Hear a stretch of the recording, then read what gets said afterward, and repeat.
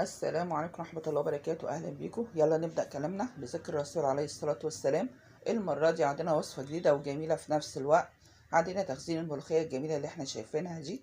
طبعا انتوا عارفين ان احنا منقدرش نستغنى عن الملوخية وعلى أكل الملوخية وجمال الملوخية، كلنا بنحبها. يلا بينا مع بعض كده.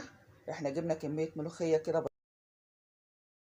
هنفرزها مع بعض كده، وتعالوا نشوفوا الطريقة وتعالوا نشوفوا انا فرزتها ازاي.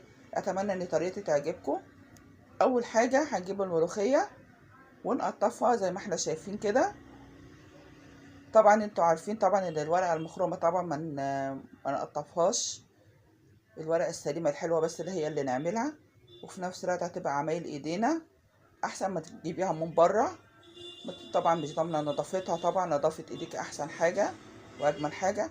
هنجيب الملوخيه دي نغسلها كويس قوي ونفردها كده عشان خاطر تنشف. بعد ما نغسلها في ميه جاريه، وبعد ما تغسليها تفرديها، وبعد ما تفرديها وتنشف الملوخيه معاكي تيجي مخرطاها بالمخرطه. انا افضل تخريط المخرطه احسن، في بيعملوها في الخلاط في بيعملوها في الكبه، انا افضل المخرطه احسن، بتحافظ على خضرها وبتحافظ على جمالها.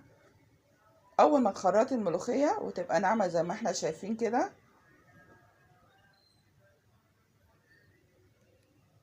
تخرطيها كويس اول لحد ما تبقى ناعمه معاكي.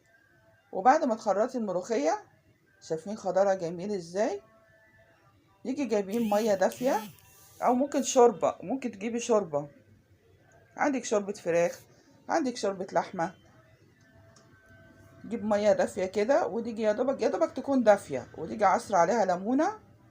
والملوخيه الجميله اللي احنا خرطناها مع بعض نحطها في الميه ديت، يا دوبك تحركي بس الملوخيه تتحرك معاكي، تقلبي لحد ما تتحرك معاكي الملوخيه. تكوني مجهزه اكياس التلاجة اللي انت هتفرزيها، هتحطيها في التلاجة. تجيبي كيسه وتيجي حاطه مقدار الملوخيه اللي انت هتعمليه او انت هتسويه في قلب الكيس زي ما احنا شايفين كده. تاني هنقول لكم لازم الملوخيه دي تتغسل في ميه جاريه، تحطيها في كروانه كده يا دوبك تخلي الملوخيه تطلع على الوش كده وتطلعيها. وتخلي بالك عشان الملوخيه اصلا بيبقى فيها طينه وتبقى مرشوشه، تخلي بالك من غسلها كويس قوي قوي. انا برضو بكلم المبتدئين حبايبي، يا رب اكون عرفت افيدكم بمعلومات. وبعدين نحطها في الكيس زي ما احنا شايفين كده، ونحطها ونلزقها بلزقتين كده لحد ما نخلص كمية الملوخية اللي احنا عملناها مع بعض. اتمنى الوصفة المرة دي تكون عجبتكم. ولو عجبتكم الوصفة تشتركوا في القناة وتفعلوا الجرس عشان يوصلكم كل جديد. والسلام عليكم ورحمة الله وبركاته، وبالهنا والشفا.